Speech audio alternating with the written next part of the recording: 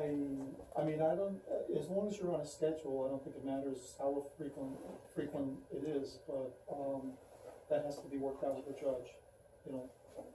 Once you say, okay, we're going to have a court and we have a judge, then it's kind of up to the judge, you know, the decision is to do something else, but, We have some other options too, that we're just trying to explore that. I feel like, let's get all the facts before we say I mean, that. $18,000 is a big hit. yeah, I mean, a lot, it's a major portion of your budget, and a lot can be done in this village. You know, something like $18,000, you can, it goes a long way, so,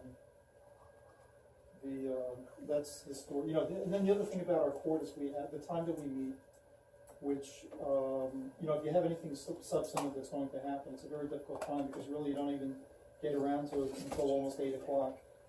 And the size of the room here, I mean, it's just not really, the logistics of this room really isn't conducive to a court, basically. I mean, it's okay, it's almost okay for somebody to come in and plead guilty, but it's not even really good enough for that. I mean, it's a difficult situation. If we sat down there and told him we don't want him to have court every month, why is that not being an issue? Because he can set the calendar dates. We can set the budget, but he can set the calendar dates. Can't we enact something that? He said that he feels that fairness, just looking at the rules standpoint, that people need their day in court. It's not fair to just say at some point in the future that he wants to have it without doing anything that's close to nothing. He was doing it on principle. We're looking at the money, but he was doing it on principle. From what I understand, he's also throwing out many of the tickets. So if We he's, don't know. I don't know. But is that the case? It's all different types of it. Well, this is why we have such a big deficit. I don't think we could ever make it up though. We don't have enough volume coming through. That's what I'm, yeah, that's the point I'm trying to make. So if you're talking about 5 tickets and the question is whether And two come. two got dismissed or 3 got dismissed, it doesn't really, you still have 5 tickets. Sometimes court starts at 7 o'clock and at 7:07, the building's done. Done. But the commitment that we have, and I would never disagree with the judge, but the commitment that we have to people is that if we had motor vehicle tickets, which we have hardly any really, and people were in jeopardy of losing their license or having their license suspended, then I think we owe it to people to have some way to come in and take care of the ticket, whatever they have to do. But we're not in that situation. I mean, these are basically parking tickets, and the only thing that's going to happen is in a couple months, they may get a judgment against them. Okay. October. And Code is doing a great job. This is, Code is really doing great. The paperwork's very good, and everything's. This is not a discussion at all about the code enforcement. That's why they're going to really give the court a lot of support and do a great job.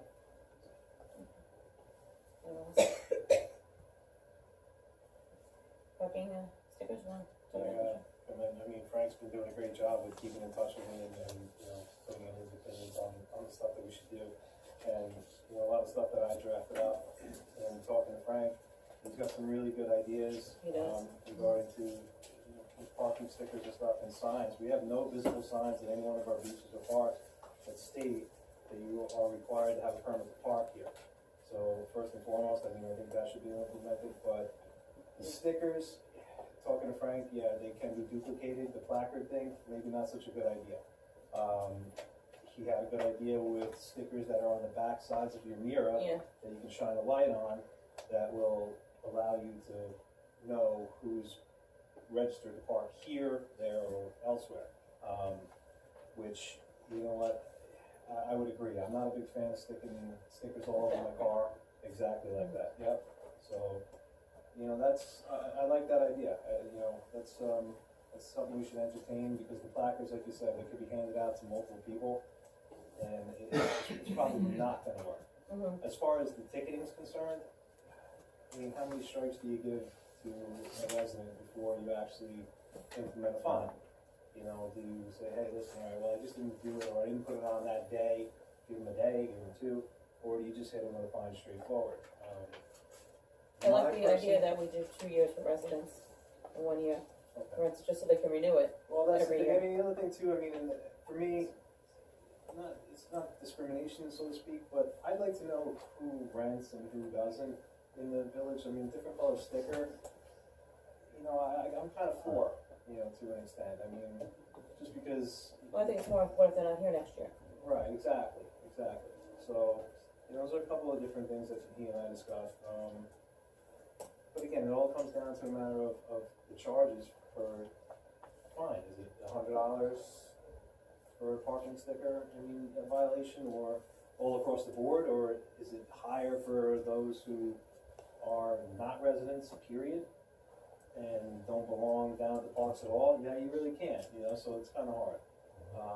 What about people that have, say, a nanny, or they have their fathers living with them? Because I guess there should be an attachment, you know, to that homeowner's, or, you know, that particular person's registration. how many do we allow? Do we allow Right, how many do you allow? 1 or 2, or do you allow 20, you know? That's Well, where the you gotta problem kind of draw now. a line. Mhm. Yeah, you know what I mean? I think if you got a nanny, maybe one, you know, I wouldn't imagine a nanny driving multiple vehicles back and forth to your house, but, and in certain cases, like, you know, Harry, I have 3 different vehicles, 4 different vehicles registered in my house. So trying to find a way to keep it to a point where they can control it, as far as code is concerned, it's kind of a key thing. But, you know, Frank and I, again, we're talking about a bunch of stuff. See if we can come to a Maybe you want to tighten this up for the October meeting? Because I'd like to take over January first. Absolutely. Okay. I think we should give the residents one warning, and that's it. That's it. After that, you get ticketed. And if you get a ticket, you don't have a sticker on your vehicle, you get a ticket, that's it. That's it. And outside of the business, you know, in here, you don't give them any warning. Give them the ticket. Oh, we gotta get the signs up. Well, That's true too. Right. Signs gotta go up. So, But so I the think between signs now can and be, January, we can do that. the What signs can be, about realtors? They're showing houses. I mean, they pop in, they pop out, they're not, you know. They don't get stickers now. Well, I don't really know how we want officials to do it. This is no policy law. So, I know a lot of times, Everybody knows how. But we're looking for policies just in the parks. Yeah. In the parking yeah, lot, but, not so much well, as someone's residence. she had a couple of listings down at that end, and Yeah. walking there, and she was warning them Yeah. that, you know, well, then they need to put a note in the car that they're a realtor and, you know, it was that. well, but it's not official in terms of the guys who are going to be on duty. You know, kind of put an amendment to an awful situation. We need to kind of officially say, here's how certain visitors So the village. we issue a temporary per day sticker Mhm. and charge them a $5 fee. You're not gonna get that past me. But the brokers that are showing houses, I mean, every house has a driveway. This is something I've never understood. I mean, I have brokers come in court, and I just, you know, now you just mentioned parking at the beach. If you're showing, I don't understand this. You're showing me a house, you go in the driveway, unless there's something I'm missing about this. There's a property that was down the beach, and it doesn't have stairs, Okay. and it had to be, you have to walk the beach. So you go to the end of Washington Street, walking the parking lot. So they come to Village Hall and they get a sticker for the day and they pay $5. Well, the code, And that's fair.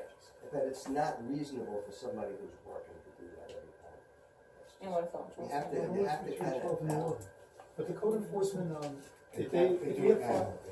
If somebody like the tree company, they informed us that they were coming in at a certain time. Security has a list and they know that they're gonna be there, you know, and they can handle that. You don't wanna make it a big thing. You don't wanna make it a project where they can You know how many realtors there are? And real estate agents? Anybody at any given time, and often it's with very little advance notice, they say, I have somebody who wants to go see such and such an address.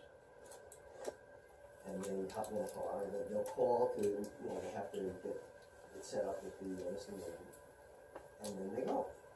So, they're not gonna be going to Village Hall, which is not open all day, and certainly not on weekends, to be able to do that. So we have to be able to say, I mean, the easiest way was your first suggestion, which is write a note, and that the code is okay with that. If somebody says, I'm a realtor, and this is for such and such an address, you have an open house, there are cars all the way up and down. All those realtors can send on a place to see the property. So there has to be a way to do that. Now, I think there's something like that which is scheduled in advance. That could be done through Village Hall, and they get permission to do that. And that makes We sense. then have to get the word out to a lot of people who are residents, that this is our way to do it, it's a change. But for the average showing of a house, it's never that people have to go all the way to somewhere, get a sticker that's only good for an hour, and then you go back again, re-show, I mean, just can't do it. What do you think, Frank? I think the issue with California Park and realtors is very limited. We did have that one house. Many times I was down there, the realtor said, hi, that's my car. They're with me in that car. We're just going down to look at the house. And by all means, we give them that go-ahead, just like we would any resident who has work being done on their house. You have a construction or a heater company outside to do boiler work. We're not going to write a ticket to that vehicle. And we already have a parking policy written from 2015, which I included in yesterday's email if anybody has not seen it. And I think it's a fair policy, so we don't really have an issue with that. Okay. The people that are getting tickets are people that, I came to visit somebody and there was no room for me to park, so I parked my car at the beach. And the house is nowhere near the beach. I came to visit my family. I used to live here, I don't live here anymore. I haven't lived here in 5 years. I came back to see my family, and the car is nowhere near the house, or it's just dropped somewhere. That's the kind of thing. And the other big group is residents that just don't put stickers on the car. They go to the beach and they got the sticker and they just never put it on the car. That's 1/3 of the tickets probably. So what happens on a weekend, if you're going to visit family, and you want to be spending there, and there's no place to park in the street, so you park down there, without being a resident, and we've all done that, we've had people come visit, and we say, go park down the beach. But how do they know? I mean, it just so happened, Frank, You to put it say, in for a permit. All you have to do is call the public safety phone, leave your name and your message, all right. and public safety officer will come down and grant you. if they're on, I mean, on the weekends, they're more or less on, but, Right. it could be an And we'll give you a temporary pass. Oh, we had a whole calendar. If they're not on, they won't see it. Okay, well, that was easy. All right.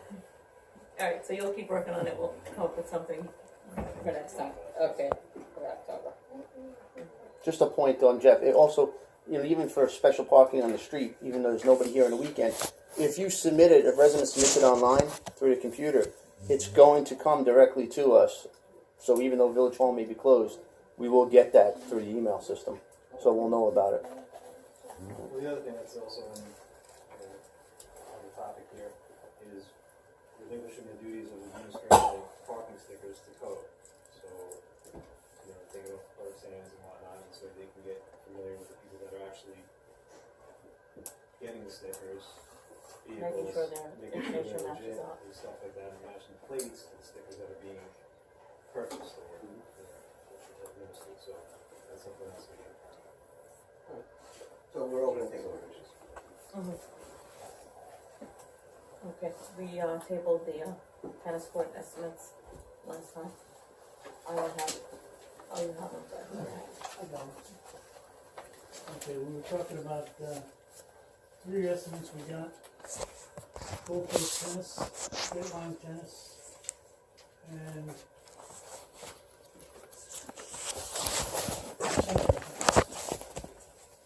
of the 3, Gold Coast was the cheapest at $75.49.43. Short line was $7,900. And Century Tennis had a very elaborate plan, which ended up breaking down, and we got down with $7,800. No color system, $7,900. So basically, either 78 or 79 for a Century. Straight line was 79, and the cheap one was Gold Coast Tennis at $7,500. And one of the guys that did it the last time around. Yeah. And I think they did a pretty good job the last time. I don't know if they did a good job. I don't know tennis either, so I don't know. Said like that. User fees. Yep, the question is though, do we do it? And even though trustees park's gonna go over budget with that, and we just do it and it's over budget. That's what we have to decide. That's a lot of money. How many people actually play tennis? I don't know. Well, it doesn't matter, it's an investment would be a lot of capital. They don't have to vote. The question is, how would we do that? If we said, look, we need to protect this so it doesn't deteriorate. If we pay the money anyway, it's not budgeted, where is that money coming It's gonna come from another line item somewhere where we go under budget. Or if at by the end of the year we're over budget, I'll come out of the fund balance, which will be the same as it can. How much over budget will it take us? In that category, will be that bill over budget. Suppose we just held off until the spring. Would that represent you'll be having serious deterioration by then? Or can we do that and then we'll see what, as we get past the, season, what we have to spend money on? I think that we should wait till the spring, because first of all, next year, they're not gonna have that big budget. If we moved everything from all the other parts to do this part. Next year's hoping we can start with that California part, so, but we could see where we're at. We could see how much, what we do with any hurricanes, we have any storms. I mean, last year we had $43,800 bill for just August 4th, so, if we don't have that this year, the money will be somewhere, but it's just a matter of where we take it from. So I think it can wait till the spring, and I'm not sure we shouldn't get estimates to just redo the whole thing. If it's gonna be, what was the bill, 8,000? 6,000? If it's gonna be 10,000 to resurface the whole tennis court, it might make more sense to just redo the whole tennis court. So maybe we should have Ted go back and get estimates from all three companies again, but to just redo the whole thing. Well, this is the cheapest that it would be, going from here on up, depending. Right. I think probably at this stage of the game, what we should do is just say, let's table this thing. If we feel that we don't, it's not a big risk if we just put it off until the spring and see where we go with it. And then we can start to do all this stuff.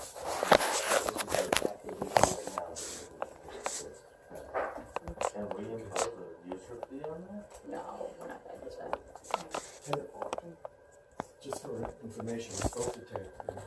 He was concerned, know nothing about tennis courts, but he was concerned that if it went through the winter, water would seep in and it would create further damage. And he wasn't aware, how expensive it would be. Well, yeah, that's why. Maybe we should ask Ted to come for the next meeting and just get the price on it. Do the whole thing and then give us. And it will matter. Well, then it will matter, yes. Right. If But we we decide have to to go find that out route. how much it is, right? Okay. If he can give us a report on it, then he can tell us what damage we might be expecting. You know what I mean? Yeah, I mean, it's still, I'm personally uncomfortable with saying, well, we don't know where it'll come from, and if we have to go into our reserve. So what's the difference between a tennis court and a dock? I mean, they both increase the value of properties. Yeah, but what I'm saying Not is, everybody wants to use it. I think what you're saying, I'm just saying that if we're going to say that we probably want to do it this way, we'll see what the money is, and then say, here's what it comes from to do it. That on the chance that it's gonna deteriorate so much further because of the winter conditions, then, none of us can see into the future, but I just think that we should just put it off and say, well, we're gonna fix it, so in the springtime, if it's, anything else, discuss it. Could I have Ted call you? Yeah. And he can discuss it with you? You're thinking that we should. I don't know. He said, and I want them to move ahead fast on this because if it winter's over, they'll reserve the damage. And then the expensive property more. How much? I guess you talk to me, you should just come in here, talk to us. Yeah. Oh, okay. Why don't you have them come to, not for a meeting, or send us an email, we could all. Yeah. Okay, Harry, you look